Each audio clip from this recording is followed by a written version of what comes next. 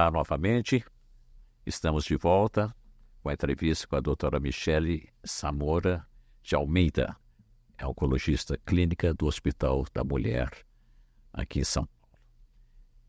Doutora, é o seguinte, quando a gente fala em atendimento a pacientes e tudo mais, a gente sempre espera que isso, por ser lidar com as pessoas, existe algum contato próximo, tem uma maneira de tratar. E eu vejo que é uma área tão crítica, essa que você está, é a área do câncer. Então isso é uma coisa meio pesada para as pacientes, porque no caso aí nós estamos no Hospital da Mulher, é uma coisa que nem sempre é bem absorvida pelo paciente. Como é que vocês lidam com isso? Como é que vocês tratam o paciente? Como é que vocês recebem o paciente? A paciente. Sim. Bom, a primeira etapa dessa humanização que a gente tem é entender a preocupação da paciente, certo? Quando a gente fala de câncer, uma das primeiras preocupações que elas têm é o tempo. Então, se eu vou começar o tratamento no tempo certo, se eu vou ter quimioterapia, se eu vou ter assistência, essa é uma preocupação que exige. Então, se eu não cheguei tarde. Então, o que a gente faz lá é o controle do tempo de todos os nossos processos. Então, hoje, só para você entender, Romeu, assim, eu tenho o controle de quanto tempo demora para uma paciente chegar e agendar a consulta de primeira vez, dela agendar retorno, qual é o tempo que ela demora para fazer exame. A gente tem tudo sobre métrica. Então, esse é vou falar assim, do backstage que a gente faz de garantir humanização. O outro é garantir profissionais, né? Então, a gente tem recurso humano, médico, de boa qualidade para prestar um atendimento padrão né? Então, essa é a primeira etapa. Então, assim, a gente garante o melhor tratamento e aí depois disso a gente vai olhar todo o restante que envolve a humanização. Uma mulher, algumas vezes ela vem sozinha para fazer tratamento, tá? Não é raro acontecer essas pacientes que perdem o marido ou não conseguem ter o acompanhamento. Então, é um processo muito difícil, né? A gente está falando aqui do câncer de colo de útero. Se pensar nesse tumor especificamente, a gente tem muitas vezes o abandono dessa mulher por um suporte familiar não muito estreito, assim, não muito seguro.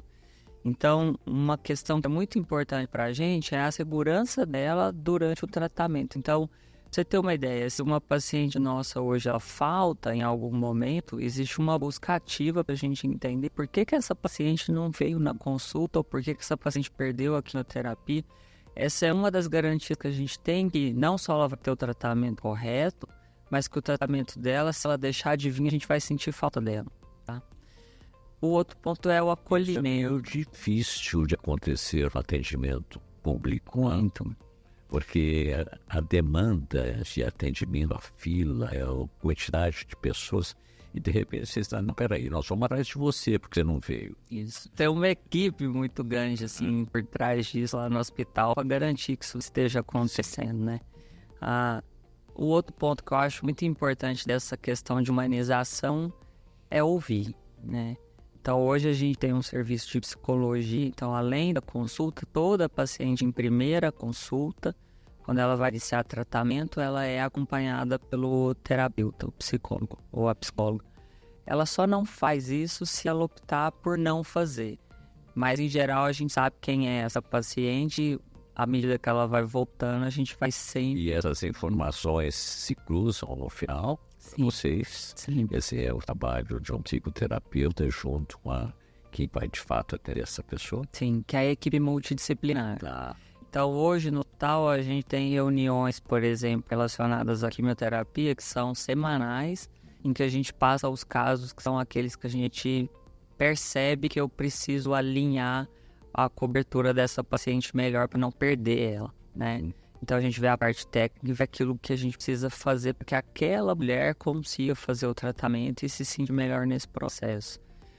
Isso faz parte de uma equipe multidisciplinar. A gente sempre fala, né? Médico sozinho, sem o enfermeiro, sem o assistente social, sem o psicólogo, a gente não consegue dar todo o atendimento que a gente quer ter. Então, acho que esse alinhamento de equipe que a gente conseguiu estabelecer no hospital também é dos pontos fortes que a gente tem para essa paciente que gosta de estar com a gente ali no momento tão delicado da vida dela, né?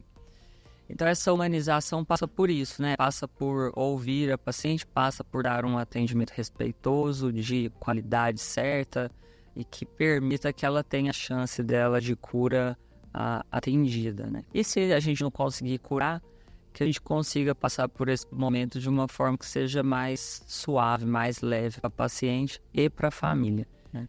Qual seria a manifestação, as primeiras manifestações que uma mulher deveria se atentar para ir procurar um especialista? Nesse caso específico do câncer de colo de útero. O câncer de colo de útero, ele é causador?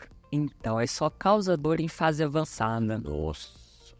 Então, a dor, o sangramento, são sintomas que a mulher tem em fase avançada do câncer de colo de útero, né? Idealmente, não é para a gente fazer diagnóstico em fase avançada, né? Então, a recomendação é fazer o Papa Nicolau. Quando a gente faz o Papa Nicolau, a ideia é que a mulher não tem sintoma nenhum, que ela vá na consulta de rotina. Quando a gente faz o Papa Nicolau, a gente inicia com o exame, repete no ano seguinte e daí para frente faz de 3 em 3 anos. O interessante do Papa Nicolau é não deixar que a mulher tenha sintomas para a gente poder fazer o diagnóstico. Mas se a gente não conseguir fazer esse... Então, ele é um exame efetivo, ele é um exame que realmente aponta, diz o que está acontecendo. Então, a chance do Papa Nicolau não ver um câncer quando ele existe é de aproximadamente ali, 50%. Não é pouco, né? Por isso que existe essa recomendação de fazer quando você inicia, se repete em um ano e depois você faz de 3 em 3 anos. O que a gente percebe na população brasileira é que a mulher que faz Papa Nicolau, ela faz Papa Nicolau todos os anos. Sim. E a mulher que não faz Papa Nicolau, não faz Papa Nicolau nunca. Para a gente erradicar o câncer de colo de útero, qual que é a recomendação que existe da Organização Mundial de Saúde? Que uma mulher em fase adulta faça pelo menos 2 exames de Papa Nicolau até os 45 anos. Vou pegar uma frase de novo que você repete aqui, que eu acho interessantíssima. Para a gente erradicar o câncer, falou um pouquinho antes que, peraí, isso aqui, se eu tenho uma vacina, eu posso evitar, quer dizer, eu posso erradicar. Sabe, são mensagens que a gente fica usando. Peraí, contra o câncer não tem. Então, existe possibilidade de evitar tudo isso? Erradicar o câncer de colo de útero. O que a gente precisa fazer para acontecer isso é vacinar 90% das nossas meninas. Hoje a orientação de idade vai dos 9 aos 14 anos, menino ou menina. Tá. As mulheres em fase adulta fazer o Papa Nicolau pelo menos 2 vezes na vida, assim a gente pede até os 45 anos. E a gente tratar mulheres que têm lesão precursora, que é o NIC, ou que já tenham câncer. Então, prevenção. Só que a maneira que você está colocando é como a prevenção funciona. E é uma questão, não tem que fazer a prevenção disso, mas aqui tem uma explicação como ela funciona. Eu acho isso muito interessante. Que as pessoas tenham consciência que a prevenção funciona. Existe uma estratégia, né? Existe uma estratégia. Muito bom. Nós falamos sobre o atendimento, vamos dizer, precoce em pré-adolescentes e adolescentes. Nas mulheres mais maduras, aquelas, digamos, acima de 60 anos, a incidência de câncer de colo de útero é também maior, menor ou tem maior incidência? Como é isso? Primeiro eu vou te explicar uma coisa. A população idosa no Brasil, assim, a definição de idoso hoje para a medicina é muito complexo. Para você ter uma ideia, na França, que o nível socioeconômico é muito alto, lá é considerado um idoso, por exemplo, acima dos 75 anos. Aqui no Brasil, a gente considera idoso acima dos 60 anos. Isso é a definição da Organização Mundial de Saúde. É aquele que consegue passar na fila, na frente de todo mundo, com estacionamento próprio. Pronto. Tá bom. E do Estatuto do Idoso. E do Estatuto do Idoso. 60 anos. Por quê? Porque muito da definição do idoso vem do parâmetro de vida daquela região, certo? Então, hoje, 60 anos. Se eu olhar para pacientes acima de 60 anos com câncer de colo de útero, elas morrem mais. E elas têm mais diagnóstico tardio. por causa do diagnóstico tardio. Isso é uma das probabilidades. E aí vem a outra informação, que é o fato que a gente para de fazer o Papa Nicolau aos 65 anos, né? E hoje, muitas vezes, muitas mulheres aos 60, 65 anos também estão ativas, também estão sexualmente ativas e tal. Então, a gente não sabe exatamente o porquê das causas. Uma delas a gente especula que seja a falta do rastreamento, e aí eu faço o diagnóstico em fases mais avançadas. Mas existe um dado na literatura, isso não é brasileiro, isso é no mundo, de que mulheres acima de 60 anos, em geral, elas não recebem o tratamento como receberiam se elas tivessem 40. E que... Não recebem porque elas não vão ou porque o sistema não acolhe? Essa é a pergunta que a gente não tem a resposta. Elas não fazem porque o médico julga que elas não têm condição de fazer, ou elas não fazem porque a gente olha para a idade e deixa de fazer porque a gente imagina que elas não vão tolerar. A gente não sabe esse dado, né? No Hospital da Mulher a gente tem trabalhado agora com a obtenção de dados, então ter todas as informações das nossas pacientes, abaixo de 60, menor de 60, porque a ideia é que a gente consiga criar o perfil da nossa população, e aí eu vou olhar para a nossa população e vou entender o que está acontecendo ali, acima dos 60 anos, se esse dado que a gente tem na literatura mundial é realmente isso que está acontecendo aqui, ou se a gente está com alguma realidade que não seja assim. Se não for, tomara que não seja. O que a gente tem feito lá de estratégia para não acontecer isso? No Hospital da Mulher, nesse atendimento todo que vocês fazem, como é a questão da parte cirúrgica? Ela passa por uma intervenção, fica lá? Como é que, o que está chegando hoje? Quais são os pacientes que estão chegando hoje ao Hospital da Mulher? É mais para o início de um tratamento de câncer e daí ele pode fazer uma maneira cirúrgica ou são os casos mais avançados? Chegam todos os casos. Talvez essa informação ela mude com relação ao tumor principalmente. Sim. Pensando no câncer do colo do útero, a gente ainda vê a chegada de muitas pacientes com câncer avançado. Quando eu falo muito, assim, pra você ter uma ideia, é algo em torno ali de 60% são de doenças avançadas, né? E aí a gente trata a doença avançada com uma radicalidade maior, né? Então, aí a gente não consegue preservar a fertilidade, que a gente estava conversando. Eu tenho outras consequências, que são as sequelas do tratamento oncológico, né? E esse também é um ponto importante, porque quando a gente faz o acompanhamento dessas pacientes, a gente trata e a gente acompanha, né? Então, durante o acompanhamento, essa assistência psicológica, assistência do médico, como diminuir tudo aquilo que para eu tratar eu precisei deixar de consequência, né? Que também eu acho que faz parte da nossa humanização. A gente não está ali só para tratar a paciente, a gente tem o compromisso de acompanhar a história dela, né? Como é que uma pessoa, uma mulher, ela é atendida no Hospital da Mulher? Porque, na realidade, ele é um hospital de referência, ou seja, a pessoa é referenciada para aquele hospital. Mas o atendimento da detecção do câncer ou dos exames de Papa Nicolau começa no postinho de saúde, não é isso? Das cidades, da prefeitura. Exatamente. Explica um pouquinho como é que é essa jornada. Então, as unidades de saúde, a gente divide elas em serviço primário, secundário e terciário, né? O serviço primário é aquele atendimento relacionado ao UBS, à medicina de família, por exemplo, a rotina do Papa Nicolau. Uma vez que aquilo vem alterado, essa paciente é encaminhada para serviços secundários e terciários. O terciário é aquele, por exemplo, onde está o oncologista, né?